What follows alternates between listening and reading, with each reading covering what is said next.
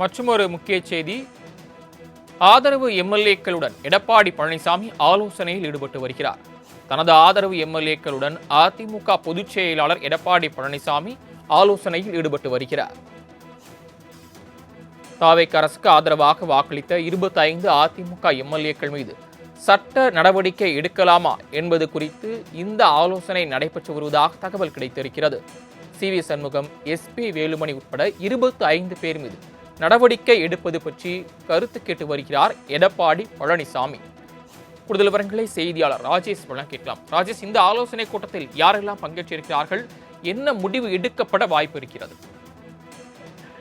சரவணன், அவர்கள் என்ன முடிவு எடுப்பார்கள் நாம் என்பது பொறுத்திருந்தான் பார்க்க வேண்டிய தேவை என்பது இருக்கிறது. இதில் மிகவும் முக்கியமான ஒன்று சபாநாயகரனுடைய முடிவு. சபாநாயகர் என்ன முடிவை எடுக்கிறாரோ அதன் அடிப்படையில் தான் இவர்களுடைய முடிவும் அமையும். ஏனென்றால் சபாநாயகர் யாரை கொறடாவாக அங்கீகரிக்கிறார், யாரை சட்டமன்ற குழு தலைவராக அங்கீகரிக்கிறார் என்பதை பொறுத்துதான் எடப்பாடி பழனிசாமியினுடைய அடுத்த கட்ட நகர்வுகள் இருக்கும் என்று பார்க்கப்படுகிறது. குறிப்பாக இன்றைய தினத்தில் 22 சட்டமன்ற உறுப்பினர்கள் தமிழக வெற்றி கழகத்திற்கு எதிராக வாக்களித்திருக்கிறார்கள். அதிமுகவை சேர்ந்து 22 சட்டமன்ற உறுப்பினர்கள் தமிழக வெற்றி கழகத்திற்கு எதிராக வாக்களித்திருக்கக்கூடிய சூழ்நிலையில் 25 சட்டமன்ற உறுப்பினர்கள் தமிழக வெற்றி கழகத்திற்கு ஆதரவாக வாக்களித்திருக்கிறார்கள். இதன் காரணமாக எடப்பாடி பழனிசாமி சென்னை பசுமைவெளி சாலையில் இருக்கக்கூடிய தனது இல்லத்தில் அவர் ஆலோசனை மேற்கொண்டு வருகிறார். குறிப்பாக இந்த ஆலோசனை கூட்டத்தை பொறுத்த வரைக்குமே முன்னாள் அமைச்சர்கள் OS மணியன், அக்ரி கிருஷ்ணமூர்த்தி, அதே போல வழக்கறிஞர் பிரிவு செயலாளராக இருக்கக்கூடிய இன்பதுரை உள்ளிட்டவரெல்லாம் பங்கேற்றிருக்கிறார்கள். குறிப்பாக அடுத்த கட்ட நகர்வுகள் என்ன, அடுத்த கட்ட நடவடிக்கைகள் என்ன என்பது குறித்து இவர்கள் ஆலோசிக்க கூடும் என்று எதிர்பார்க்கப்படுகிறது. ஏற்கனவே நேற்றைய தினத்தில் தமிழக வெற்றி கழகத்திற்கு ஆதரவாக யாரும் வாக்களிக்க கூடாது என, அப்படி வாக்களித்தால் தகுதி நீக்கத்திற்கு உள்ளாவீர்கள் என வழக்கறிஞர் பிரிவு செயலாளராக இருக்கக்கூடிய இன்பதுரை தனது எக்ஸ் தளத்தின் வாயிலாக பதிவு ஒன்றை வெளியிட்டு இருந்தார். ஆனால் அதையும் மீறிதான் வாக்களித்திருக்கிறார்கள். குறிப்பாக கொறடா யார் என்பதை தேர்வு செய்யாத நிலையில், ஏனென்றால் இவர்தான் கொறடா என்பதை சபாநாயகர் அங்கீகரிக்க வேண்டும். சபாநாயகர் அங்கீகரிக்காத பட்சத்தில் யார் கொறடா என்ற ஒரு பெரிய குழப்பம் அதிமுகவில் நிலவி கொண்டிருக்கிறது.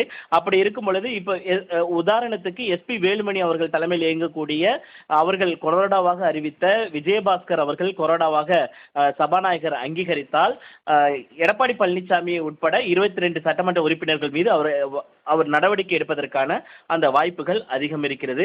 அதே நேரத்தில் எடப்பாடி பழனிசாமி சார்பாக கொறடாவாக அங்கீகரிக்கப்பட்ட அக்ரி கிருஷ்ணமூர்த்தி அங்கீகரிக்கப்பட்டால் இவர்கள் மீது நடவடிக்கை எடுப்பதற்கான அந்த வாய்ப்புகள் இருக்கிறது.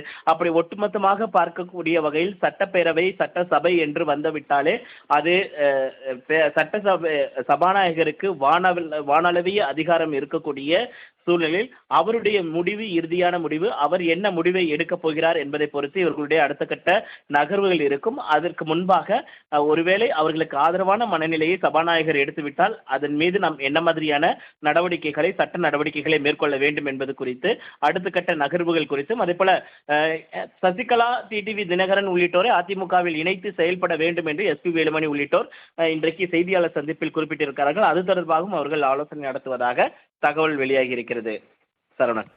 ராஜேஷ், நீங்கள் குறிப்பிட்டது போல கொறடா நியமனம் தான் முக்கியம் என்று இதன் மூலம் புரிந்து கொள்ள முடிகிறது. அந்த வகையில் சபாநாயகர் கொறடாவை அங்கீகரிக்கும் போது யார் தரப்பிலிருந்து முன்மொழியக்கூடிய கொறடாவை அங்கீகரிப்பார்? அதிமுக பொதுச்செயலர் எடப்பாடி பழனிசாமி அந்த அணியிலிருந்து பரிந்துரைக்கக்கூடிய முன்மொழியப்படக்கூடிய கொறடாவை அங்கீகரிக்க வாய்ப்பு இருக்கிறதா, அல்லது சி.வி. சண்முகம், எஸ்.பி. வேலுமணி தரப்பிலிருந்து முன்மொழியக்கூடிய கொறடாவை அங்கீகரிக்க வாய்ப்பு இருக்கிறதா? அந்த நடைமுறை என்ன?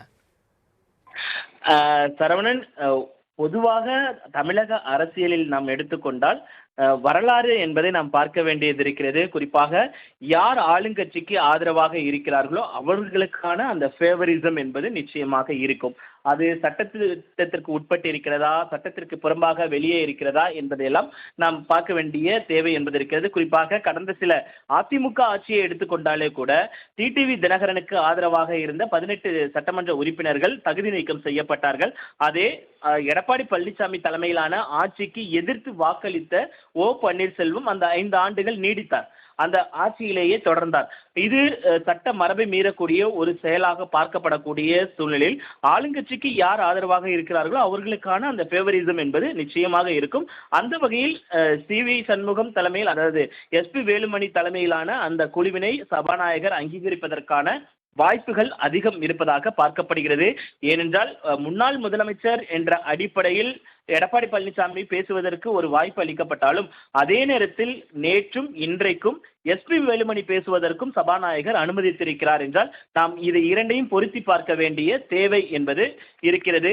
அப்படி இருக்கும் பொழுது 25 சட்டமன்ற உறுப்பினர்களை கொண்டிருக்கக்கூடிய எஸ்பி வேலுமணி தலைமையிலான அந்த அணியை அங்கீகரிப்பதற்கான வாய்ப்புகள் அதிகம் இருப்பதாகத்தான் பார்க்கப்படுகிறது. ஒருவேளை இப்படி அங்கீகரித்தால் சபாநாயகரனுடைய முடிவை எதிர்த்து இவர்கள் உயர்நீதிமன்றம் செல்லலாம். உயர்நீதிமன்றத்தில் ஒரு தீர்ப்பு வரலாம். அவர்கள் உச்சநீதிமன்றம் செல்வார்கள். இப்படியாக இந்த 5 ஆண்டு காலமும் முடிந்து போவதற்கான வாய்ப்புகள் அதிகம் இருக்கிறது. ஆனால் இதெல்லாம் குறித்துதான் எடப்பாடி பழனிசாமி ஆலோசனை மேற்கொள்வார் என்று எதிர்பார்க்கப்படுகிறது. சரவணன்.